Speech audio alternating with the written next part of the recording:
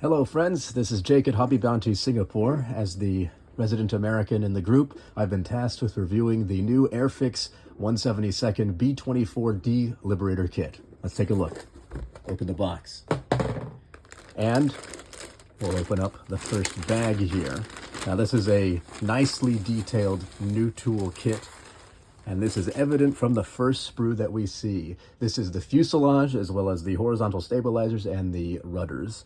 The fuselage has nice detail, some rivets, some panel lines. We've got very nicely detailed rudders and tail fins with two options, depending on which one you build, as well as a two-piece horizontal stabilizer. Nice thing about this is that it's just one top and bottom piece, so it's straight across. It'll make it a lot easier to make these level. We'll notice too, there's very, very thin edges on the backs of all of the flying surfaces, which is perfect for this scale.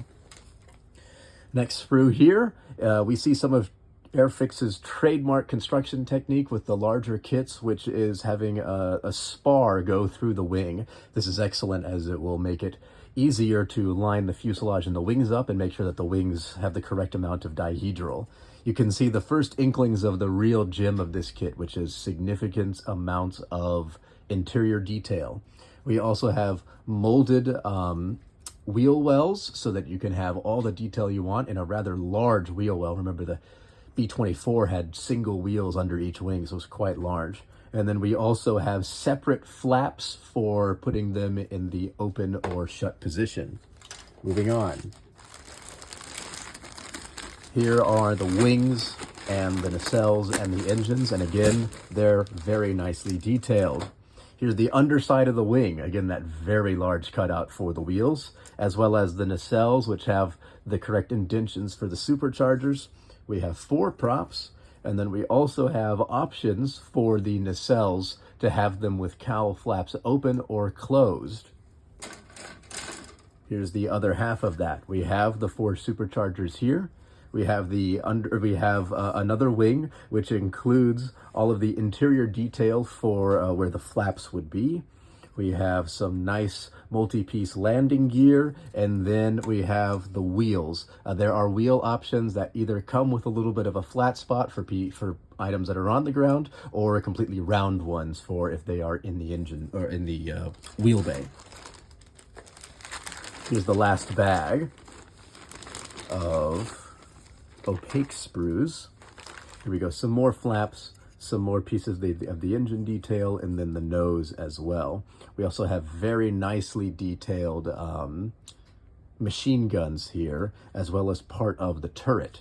The turrets are a real gem of this kit, which we will be able to see when we look at the clear parts. So moving on, we have a whole host of bombs. I believe that is 8 500-pound bombs, which also come with separated tail fins.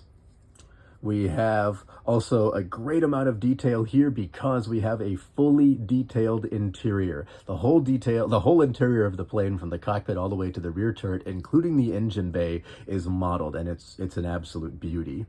Here are the racks for the bombs. We have a lot of pieces that go for creating the interiors of the turrets. Here's the clear sprue. We'll notice there's a lot of pieces here. We have the canopy, which thankfully is just one full piece. There's a nicely raised detail here, so it should be easy, at least for a large bomber, to make all the masking that we need to paint those. Same for the nose piece. This piece right here is for the lower flexible mount machine gun, which includes rivet detail all around the edges. Here's some detail on the rivets, on a turret, which include machine gun details and their rotating mount. Here's more detail for all of the turrets. Most of the turrets are 2-piece glass that are then glued together and then set on top. Now, all of this interior detail is not going to be in vain because, as you can see, there are a lot of windows on the B24. So from fore to aft, you'll be able to see cockpit detail, the radio room, and also into the rear fuselage where there's a large cutout for the machine gunner out of the side. A quick look at the instructions. I just want to highlight some of the important aspects here.